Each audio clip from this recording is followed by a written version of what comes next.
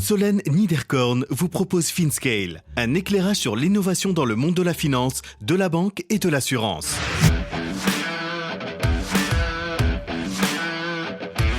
Vérifier l'identité de ses utilisateurs rapidement et efficacement, la promesse d'Onfido.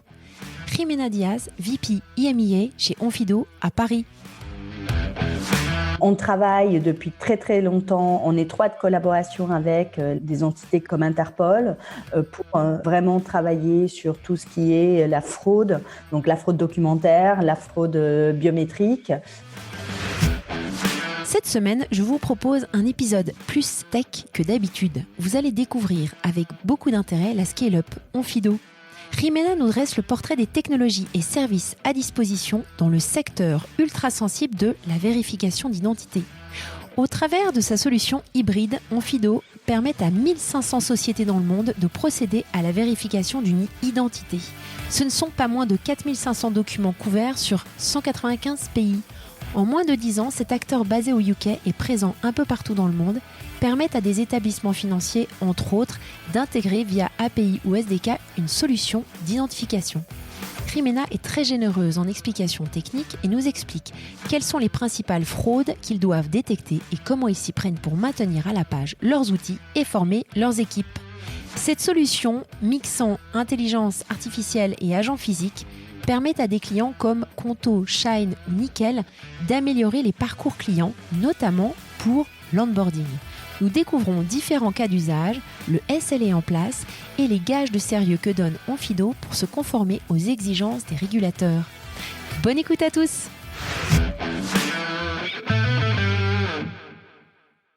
Bonjour à tous, bonjour Jimena. Bonjour Solène. Alors, je suis très contente de parler avec toi aujourd'hui d'Onfido. Je dois t'avouer que je suis la solution depuis pas mal d'années.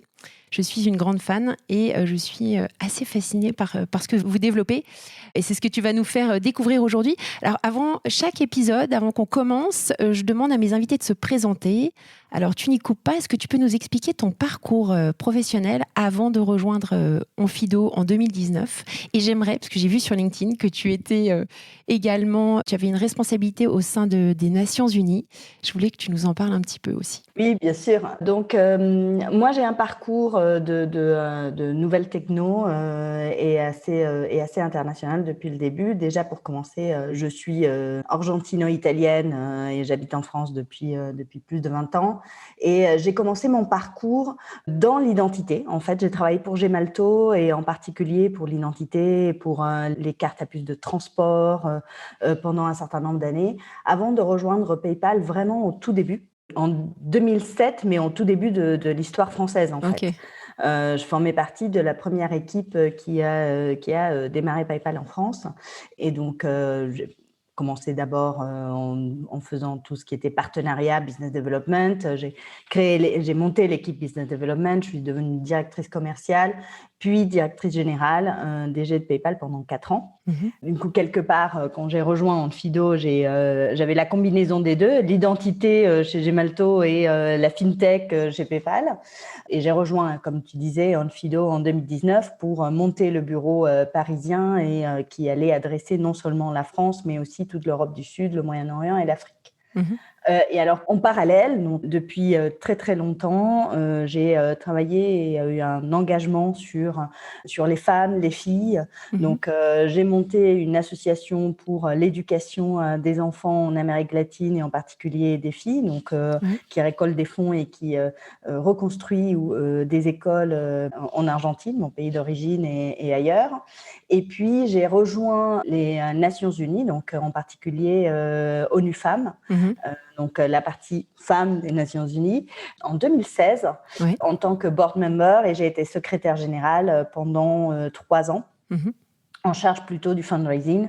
Et donc, en travaillant, l'objectif étant de lever des fonds pour aider les femmes en France et dans le monde en ce qui concerne leur autonomie, leur éducation, la lutte contre la violence faite aux femmes. Donc, il y a un certain nombre de sujets.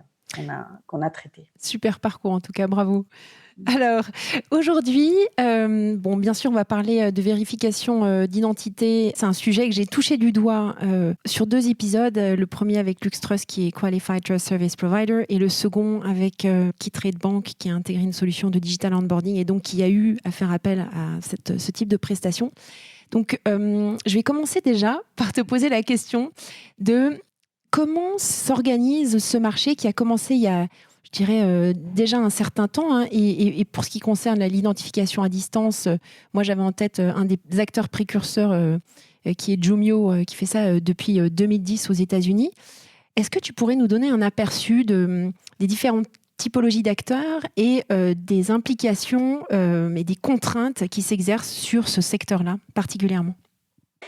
Alors oui, effectivement. Donc déjà, le secteur de la vérification d'identité, peut-être dire un petit peu ce que c'est que la vérification d'identité pour commencer. Donc, c'est essentiellement l'objectif est de s'assurer que à distance, on peut vérifier l'identité de quelqu'un. En l'occurrence, en général, ce qu'on demande, c'est une photo de la pièce d'identité ou une vidéo de la pièce d'identité, et on demande en parallèle une photo, un selfie ou une vidéo de la personne, et on s'assure, et on compare les deux, et on s'assure qu'on est face à une vraie pièce d'identité et qu'on est face à la personne qui est non seulement la propriétaire, mais qui est en plus la bonne personne d'un point de vue sécurité. Donc effectivement, ce marché a démarré environ en 2010. Onfido est né en 2012 à Londres. Et aujourd'hui, dans les acteurs, il y a essentiellement 3 types d'acteurs et de services sur le marché. Il y a les acteurs qui font de la vérification d'identité en pure automatique. Oui.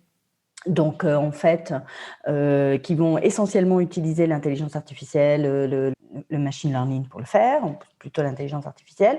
Il y a ceux qui le font en pur manuel. Oui. Donc, l'avantage de l'automatique, c'est que ça va vite. Le risque, en fait, le challenge là-dessus, c'est que la machine peut se retrouver, quand elle se retrouve face à une photo qui n'est pas de bonne qualité ou une vidéo qui n'est pas de bonne qualité, va peut-être pas pouvoir valider ou vérifier tout. Oui. Ensuite, il y a ceux qui le font en pur manuel. Eux, ils vont pouvoir traiter l'intégralité. Le désavantage, c'est le temps, c'est-à-dire qu'en général, là, on est sur du 24 heures, 48 heures avant de pouvoir analyser, surtout s'il y a des gros volumes. Excuse-moi, je te fais une petite parenthèse. Quand tu dis manuel, c'est-à-dire que tu vas avoir des agents qui vont vérifier manuellement chaque photo, chaque vidéo, chaque selfie. D'accord. Ou alors éventuellement ce que fait par exemple la solution ID Now, c'est-à-dire une vérification avec un agent en face en live. Ça, c'est manuel pour toi. Effectivement, c'est du manuel aussi. D'accord. C'est une autre façon de manuel, mais effectivement, on peut le mettre dans le même cercle. D'accord. Dans le même groupe, on va dire. Et puis, il y a le secteur, par exemple, dans lequel est Onfido, qui est ce qu'on appelle les solutions hybrides. Donc, les solutions hybrides, nous, essentiellement, ce qu'on fait, c'est qu'on démarre en automatique. On démarre dans le cadre d'une vérification avec l'intelligence artificielle et le machine learning. Et ensuite, si jamais la machine a un doute, parce que la qualité de photo n'est pas bonne, parce qu'il y a un risque de fraude, parce que il y a des questions que la machine n'arrive pas à vérifier, on passe à un humain, à un agent humain qui, lui, va faire une vérification manuelle. Et on réussit alors, ça c'est une des caractéristiques d'Onfido, on réussit à faire ça dans un SLA maximum de 5 minutes. Incroyable. Faire de l'automatique plus du manuel en moins de 5 minutes. Donc, les solutions hybrides, aujourd'hui, par exemple, le marché français en tout cas, et les dernières recommandations de l'ANSSI partent vers une solution plutôt hybride dans laquelle il y aura un agent manuel qui fera une partie de la vérification. L'intérêt de l'hybride, en fait, c'est de prendre le meilleur qu'il y a dans la machine et le meilleur qu'il y a dans l'humain. Il y a des choses que la machine ne pourra pas détecter, il y a des choses que l'humain ne pourra pas détecter. La machine va détecter de la pixelisation, donc va détecter des choses qui ne sont pas détectables à l'œil humain. L'humain, quand on a une photo qui est un peu floue, va pouvoir s'assurer qu'on est face à une vraie photo. La machine aura un petit peu de mal. Donc, voici la combinaison des deux. Et bien évidemment, quand il y a un risque de fraude, la combinaison des deux permet de nous assurer d'avoir tout vu. Alors, c'est très intéressant. J'ai plein de questions qui naissent dans ma tête. Tu parlais d'identification automatique. Moi, je me suis bien penchée sur la matière et c'est vrai qu'on peut un peu voir de très belles choses comme des choses un petit peu crappy, et notamment des solutions qui se vendent comme des solutions d'identification à distance, mais qui ne font en réalité que de l'OCR et qui vont juste aller te faire des petits checks rapides avec un stockage de données qui est un peu obscur. Comment est-ce qu'on peut définir une réelle identification biométrique de qualité? Si on prend le volet automatique, comment est-ce qu'on va faire en sorte que les algorithmes soient moins biaisés, vérifiés? C'est compliqué comme question, mais est-ce qu'il y a des recommandations qui existent? Est-ce que tu peux nous donner des normes, en fait, qu'on ait une idée de normes qui existent pour obtenir une identification qualitative in fine? Alors, il y a plus que des normes, il y a différentes technos, en fait, qui vont permettre d'avoir une capture biométrique de bonne qualité et surtout de faire des vérifications derrière.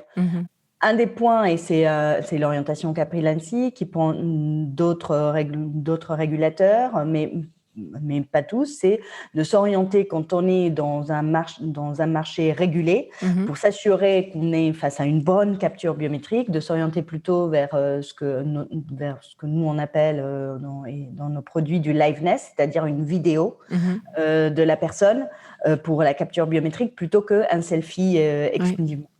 D'ailleurs, c'est ce qu'on voit dans nos clients. En fait, les clients qui font de la vérification d'identité plus pour une question d'analyse de risque mais pas de réglementation, vont plutôt s'orienter sur la photo un selfie, tandis que ceux qui vont avoir des problématiques de réglementation vont plutôt s'orienter sur la preuve du vivant, sur le liveness, parce qu'il y a plus de capture, il y a plus de sécurité. Donc, de ce point de vue-là, il y a déjà le type de techno qui permet d'avoir un bon niveau d'analyse. En ce qui concerne, donc une fois qu'on a la capture, effectivement, dans le cas de la biométrie, il y a un certain nombre de contrôles et un certain nombre de vérifications qui doivent être faites et de façon pour s'assurer qu'on est face à la bonne personne. Et donc, c'est là où on voit la différence entre un selfie qui est analysé rapidement ou une vidéo.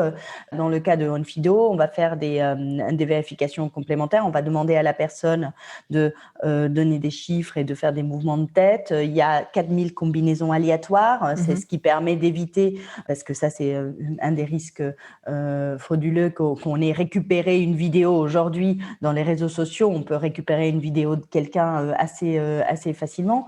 Donc, ça permet d'éviter qu'on ait pu récupérer une vidéo de quelqu'un qui n'est pas derrière la caméra. On va vérifier en fait que les chiffres qui ont été donnés, la langue dans laquelle parle la personne, les mouvements des lèvres, etc., tout ça soit cohérent pour s'assurer qu'il n'y a pas de risque de fraude non plus. Et puis, en ce qui concerne les biais, on travaille énormément depuis des années. OnFido a la caractéristique depuis le début d'avoir été conçu au niveau international. Donc, dès le début, on a eu comme objectif de pouvoir adresser des vérifications d'identité au niveau mondial. Aujourd'hui, on est capable de gérer plus de 4500 documents dans le monde. Wow.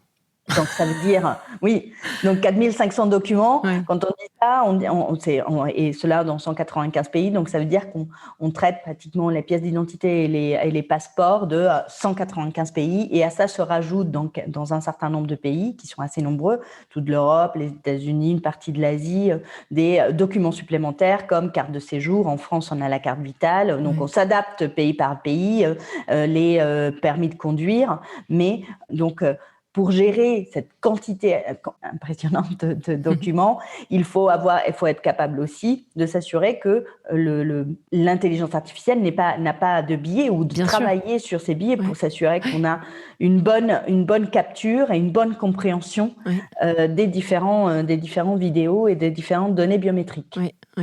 Ça, c'est un gros challenge, d'autant que dans l'industrie bancaire, celle qui m'intéresse tout particulièrement, il y a beaucoup de recommandations qui existent de la part des régulateurs sur ces sujets-là particulièrement. Comment est-ce que vous adressez ces besoins particuliers de l'industrie bancaire qui demandent particulièrement aux établissements qui utilisent ce type de solution de bien connaître les algorithmes et la façon dont ces algorithmes sont conçus pour être à même éventuellement de les challenger? De ce point de vue-là, bon, déjà, on a des équipes qui sont assez larges. Donc, en Fido, on est plus de 400 personnes avec plus de 70 personnes dans tout ce qui est la partie R&D. On travaille depuis très, très longtemps en étroite collaboration avec des entités comme Interpol pour vraiment travailler sur tout ce qui est la fraude, donc la fraude documentaire, la fraude biométrique.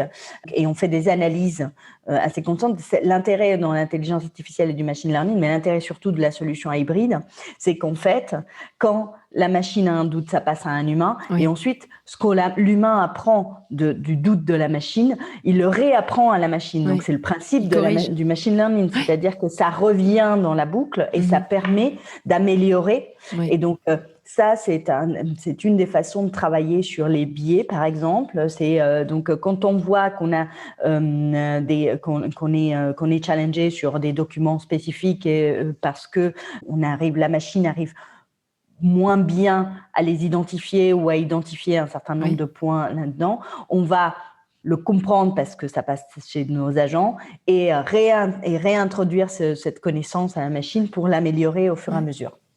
Alors, tu l'as rapidement évoqué tout à l'heure. J'aimerais quand même que tu nous en dises un petit peu plus au sujet des fraudes, parce qu'il y a de plus en plus de fraudes, et notamment avec toutes les technologies de deepfake. Comment avez-vous réussi avec vos équipes R&D à vous adapter à ce nouveau type de fraude, et comment vos agences sont entraînées pour détecter ces fraudes-là? Alors, oui, absolument.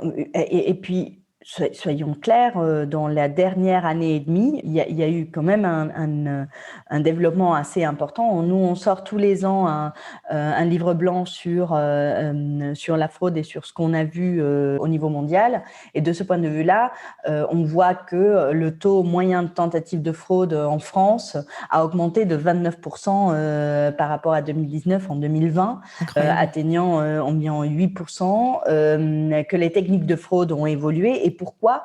Parce que, bon, déjà, dans la dernière année et demie, il y a quand même une combinaison de facteurs qui, en général, sont encourageants pour les tentatives de fraude. C'est des difficultés économiques qui font que les gens se penchent pour tenter de frauder, une augmentation massive de la digitalisation par rapport aux années précédentes, et troisièmement, donc des technologies qui évoluent. Alors, moi, j'ai tendance à donner toujours l'exemple suivant, à comparer un peu ce qu'on fait avec les antivirus. C'est-à-dire que si on n'a pas le dernier antivirus dans son ordinateur, il y a des forts risques qu'on se retrouve avec un virus. Bon, nous, on fonctionne pareil. Si on n'a pas la dernière techno, si on n'a pas fait évoluer tant notre machine comme nos agents sur les dernières techniques de fraude, il y a des forts risques que ça passe. Donc, on est toujours à la pointe de ces techniques, et c'est ce qui permet de faire une solution hybride, c'est cet apprentissage entre la machine et l'humain. En ce qui concerne les techniques qu'on a vues évoluer, donc il y a les masques 2D. Les masques 2D sont ceux qu'on connaît le plus.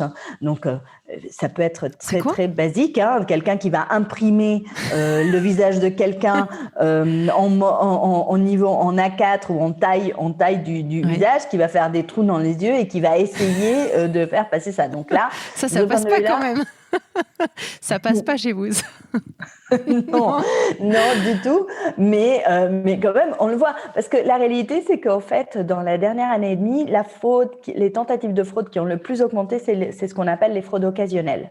Les fraudeurs très professionnels, le pourcentage qui, en général, environ de 1%, n'a pas évolué dans la dernière année et demie. Mais par contre, c'est les fraudeurs occasionnels qui vont tenter d'obtenir un service ou de passer sans avoir les données qu'il faut ou sans être la bonne personne. Donc eux, ils vont utiliser plutôt ils vont pas avoir forcément la capacité d'avoir des masques 3D ou autres. Oui. Ensuite, on a vu quand même une augmentation des masques 3D ou des masques en silicone. Donc là, c'est un peu plus sophistiqué. Et de ce point de vue-là, on a effectivement, sans dévoiler des choses que les founders seraient ravis de connaître, mais en tout cas, on a dans justement les techniques de liveness, le mouvement de la tête, le fait de donner des chiffres et notre façon de l'analyser qui nous permet de détecter Oui. ce type de masque et donc de signaler les tentatives de fraude. Et ensuite, il y a, bien évidemment, j'en parlais tout à l'heure, les tentatives de récupérer des vidéos sur les réseaux sociaux ou sur le dark web et d'essayer de faire passer ça. Tout cela, en fait, se détecte non seulement avec l'intelligence artificielle, mais aussi avec les agents, avec la combinaison des deux. Et on a des technologies, c'est vraiment des technologies qui vont nous permettre, avec des analyses de chaleur, qui vont nous permettre de savoir qu'on est face à une vraie vidéo et pas la vidéo d'une vidéo, ou une vraie photo quand il s'agit d'un selfie et pas une photo d'une photo, ou une photo d'un écran. Donc, il y a un certain nombre de technos qui permettent de détecter qu'on est face à une tentative de fraude. Super intéressant. Dès qu'il y a le moindre doute, ça passe à un agent et on le signale à nos clients, en l'occurrence aux banques. Nous, on va leur donner. Ça, c'est un point qui nous distingue assez souvent, c'est la réponse qu'on donnera à nos clients, donc banques ou tout type de clients, ne va pas être juste oui, ça passe ou non, ça passe pas. Ça va être oui, mais pourquoi? Et donc, il y a un certain nombre d'éléments qu'on va leur donner. C'est donc tout est vert ou attention. Et donc, ça permettra, par exemple, de dire attention, c'est le vrai document, c'est la bonne personne, mais le document est périmé. Donc, quand vous êtes réglementé, il y a des pays, en France, on peut ouvrir un compte avec une pièce d'identité périmée. Dans d'autres pays, en Italie, en Espagne, on ne peut pas ouvrir un compte avec une pièce d'identité périmée. Bien évidemment, on va signaler les risques de fraude, mais il y a un certain nombre de détails qu'on va leur donner. Parfait, merci beaucoup. C'est très intéressant. Et alors, quels éléments de confort vous leur donnez, outre le fait, j'imagine, que les données sont en Europe, dans des serveurs bien sécurisés? Est-ce qu'il y a des éléments, des gages, je dirais, des garanties que vous pouvez apporter, qui peuvent rassurer le secteur financier? Bon, le premier point, c'est le mode de fonctionnement qu'on a et le mode de fonctionnement hybride. Le deuxième point, c'est qu'on a un certain nombre de certifications. Donc, on a passé le certificat SOC 2 type 2. On a le certificat ISO 27001 pour nos agents. Et donc, effectivement, de ce point de vue-là, donc, nous, on fonctionne au niveau hybride et on a des équipes dans les 5 continents. Donc, on a des équipes en Europe, des agents en Europe, on en a aux États-Unis, on en a en Inde et on a en Asie. Quelque part, ça nous permet donc de répondre aux besoins selon la réglementation, de répondre aux besoins d'agents en Europe quand c'est demandé, ou aux États-Unis quand nos clients nous le demandent pour les États-Unis. Ça nous permet aussi de répondre aux problématiques dans la dernière année avec des confinements et des pays entiers qui se sont retrouvés fermés. Nous, on a continué à servir nos clients, on a continué à respecter nos SLA, même quand on avait la moitié de la planète confinée, parce qu'on avait des équipes un peu partout qui nous permettaient de balancer en fait les besoins. C'est quand même un challenge auquel il faut malheureusement faire face en ce moment. Donc ça, c'est une façon. Donc en ce qui concerne le service et les SLA, c'est une façon de les rassurer. On voit nos clients en général, on travaille, on leur permet d'accéder à notre sandbox, de faire des trials et donc du coup de bien comprendre comment ça fonctionne. On met à disposition des équipes techniques, des équipes aussi des équipes qui sont des spécialistes dans l'expérience client, parce que un des challenges que nos clients ont et sur lesquels on travaille depuis très très longtemps, c'est non seulement la question de la sécurité, et on parle beaucoup là de sécurité, de éviter la fraude, mais il y a un deuxième élément qui est quand même essentiel, c'est l'expérience client. C'est-à-dire que on sait très bien, on connaît, il faut avoir le bon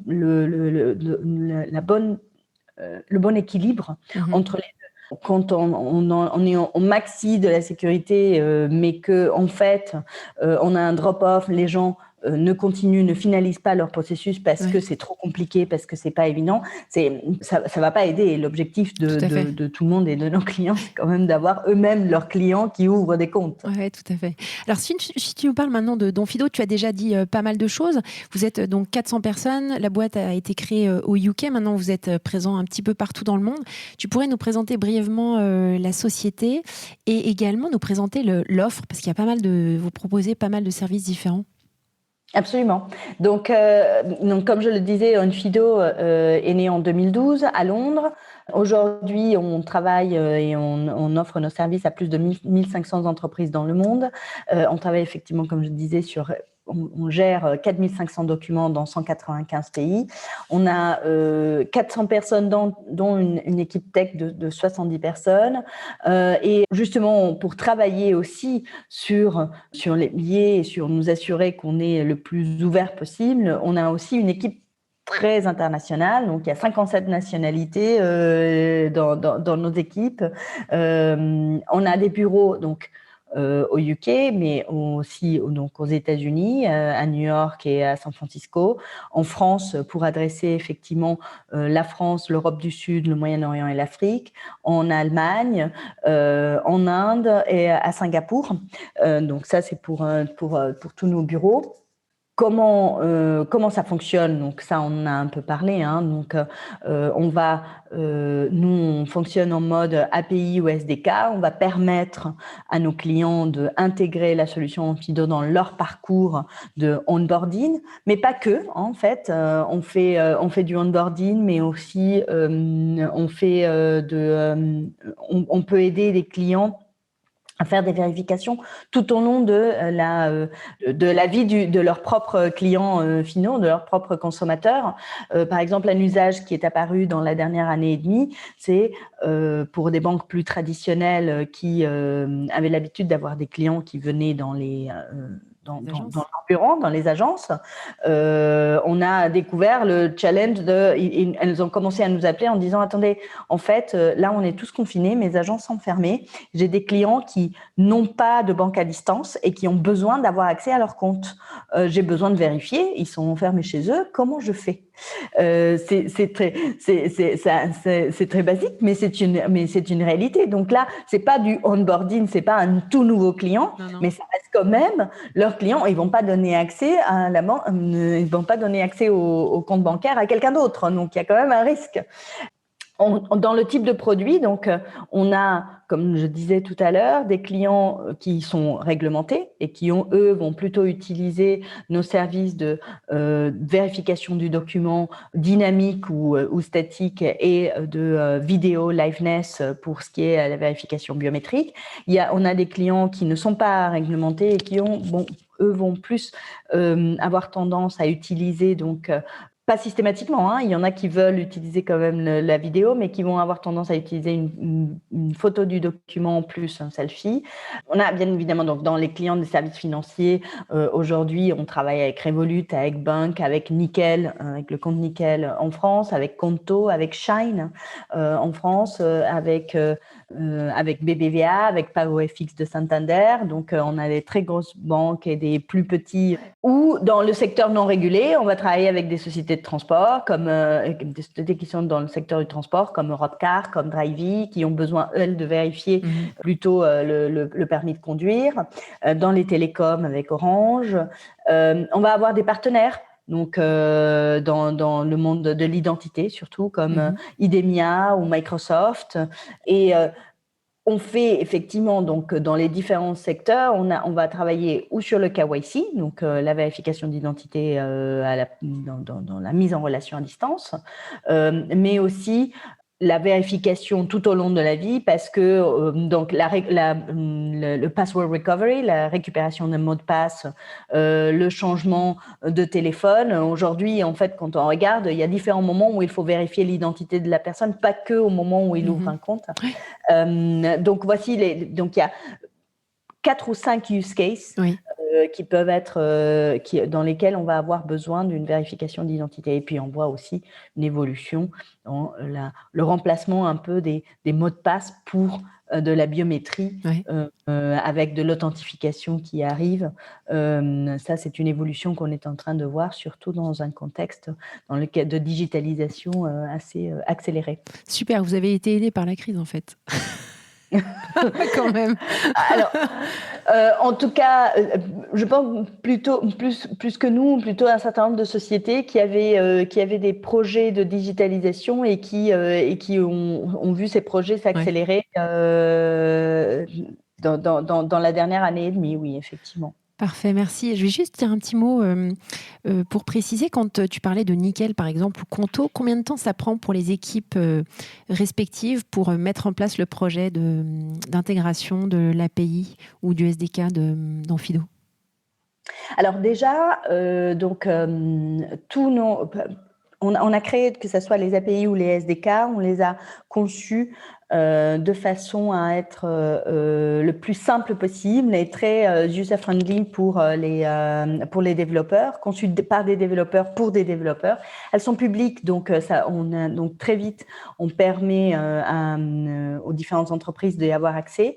Et donc, on a différents niveaux. D'un côté, vous allez avoir les petites fintech, les sociétés les sociétés moyennes qui, elles, peuvent très bien intégrer nos SDK ou nos API en moins d'une semaine, en ayant accès à notre sandbox et autres.